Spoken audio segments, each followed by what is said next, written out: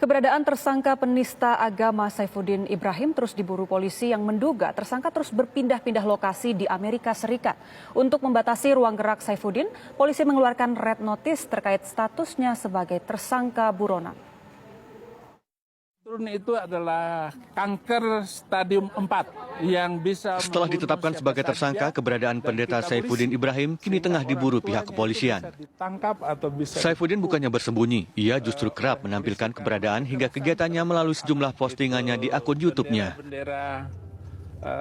Dalam salah satu videonya yang ia unggah beberapa hari lalu, Saifuddin bahkan jelas-jelas menyebut ia berada di Taman Benjamin Franklin yang berada di Philadelphia, Amerika Serikat. Perjalanan kami ini di Taman Benjamin Franklin, seorang tokoh Amerika yang luar biasa, saudara-saudara. Jadi kalau mau supaya anak kita cerdas dan pintar, ya sekolahkan anak kita di Amerika. Jadi disiapkan oleh pemerintah dengan luar biasa. Jadi enak itu di Amerika ya. Siapa yang mau sekolah di sini? Jadi mereka menyebut... Saifuddin diketahui kerap berpindah-pindah lokasi di Amerika Serikat saat memberikan ajarannya lewat YouTube sambil menikmati pemandangan alam. Polisi menyebut perpindahan lokasi menjadi bagian dari rencana Saifuddin untuk mengaburkan jejak, termasuk mengunggah video melalui Wi-Fi yang berbeda-beda. Untuk itu, polisi membatasi ruang gerak Saifuddin dengan mengeluarkan red notice terkait statusnya sebagai tersangka. Saya mengintip orang pacaran. Nah, terkait dengan kasus ini, paling tidak yang bersangkutan itu telah dibatasi ruang geraknya ya dengan red notice tadi gitu ya.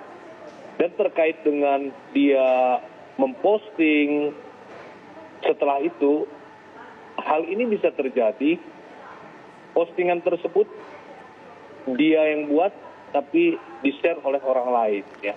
Sehingga ini sudah direncanakan, penistaan ini sudah direncanakan melihat peralatan yang digunakan, mic yang digunakan, kemudian posisi melihat kamera. Jadi ini hal yang sudah direncanakan.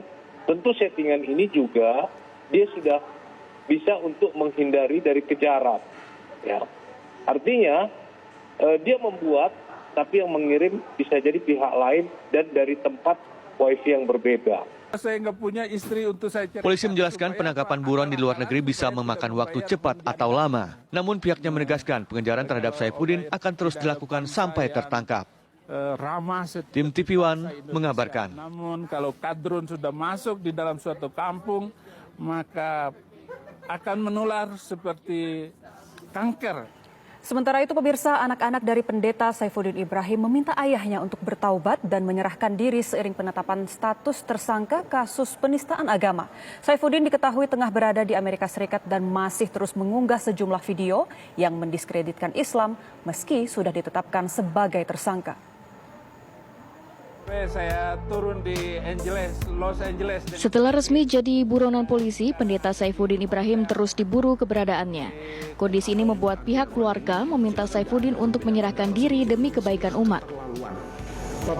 Pernyataan ini disampaikan anak sulung tersangka Muhammad Fikri dalam akun YouTube Ustadz Ipung Adria.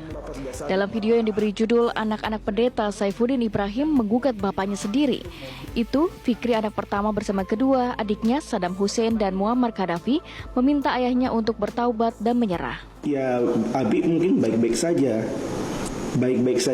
dan di sini Allah kasih kesempatan selama ayah masih hidup, raihlah pertolongan Allah itu selama Bapak masih hidup. Ya, Insya Allah. Itu kebaikan dari Allah, bukan kebaikan dari saya. Iya. Masih hidup itu masih ada kesempatan ya, Pak? Iya. Jadi Umi juga sebenarnya bisa dibilang menunggu Papa di surga, bukan mau berpisah. Ya, oke, Bang. Itu harapan kami. Papa masih punya kesempatan sekarang ini. Tolong, posisi Papa memang nggak menguntungkan sama sekali. Jadi sekarang Papa sudah saatnya Papa angkat tangan dan menyerah. Kibarkan bendera putih Papa mulai dari sekarang. Saifuddin memang diketahui berpindah agama dari Islam ke Kristen usai memiliki ketiga anaknya. Setelah menjadi pendeta dan berusaha mengajak anaknya ikut berpindah agama, ia bahkan kerap menemui perbedaan pendapat dengan keluarganya. Begitupun saya sama anak saya. Saya harus melakukan yang terbaik kepada anak saya. Walaupun di dalam hal ini kita sering debat. Kita sering debat ini sama Saddam Hussein ini. Kamu bikin lagi buku satu lagi, kita debat lagi. Satu buku lagi nanti muncul. Masya Allah. Ribut lagi. Tetapi cinta saya kepada anak saya tidak pernah berubah. Nggak ada perubahannya. Yang paling Saddam ingat adalah bagaimana kemudian memperkenalkan ayat surat Luqman ayat 15, sekalipun berbeda keyakinan, bil ma'ruf. Harus perlakukan dengan baik. Memang dahulu-dahulu kemudian kita selek yang sangat hebat ya, karena tentu saja nggak bisa dipungkiri Ya, punya pendapat seperti ini. Karena punya pendapat agama, makanya saya nggak mau beragama lagi. Bahaya sekali pemirsa. Hendaklah pengikut Injil memutuskan perkara Tim TV One mengabarkan. di dalamnya. Barang siapa yang tidak memutuskan perkara berdasarkan apa yang ditulis. Majelis Ulama Indonesia menegaskan pernyataan pendeta Saifuddin Ibrahim menyakiti hati umat Islam, namun tetap meminta masyarakat untuk menyerahkan sepenuhnya kepada pihak kepolisian untuk segera menangkap yang bersangkutan. Sementara dari sisi hukum internasional, intoleransi beragama sudah menjadi suatu hal yang universal yang bisa ditindaklanjuti secara hukum sehingga penerbitan red notice terhadap Saifuddin bisa mempercepat penangkapan. Pernyataan yang mengada-ngada, tidak masuk akal, dan sekaligus sebagai sebuah bentuk penistaan. Mengapa? Karena secara umum ayat Al-Quran itu mengajak kita untuk hidup damai, aman, beriman, ya. Nah, karena itu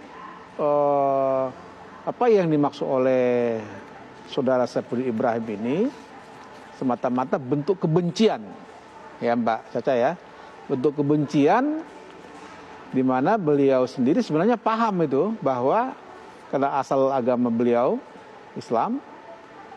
Namun demikian yang menjadi kita kemudian heran ya, apa yang ada pada alam pikiran beliau, bagaimana pikiran-pikirannya di brainwash sedemikian sehingga rusak ya.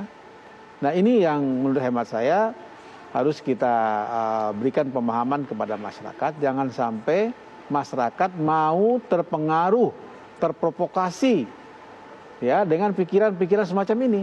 Nah, gara-gara yang satu ini bisa rusak ya kehidupan beragama kita karena kebencian yang beliau sebarluaskan itu luar biasa.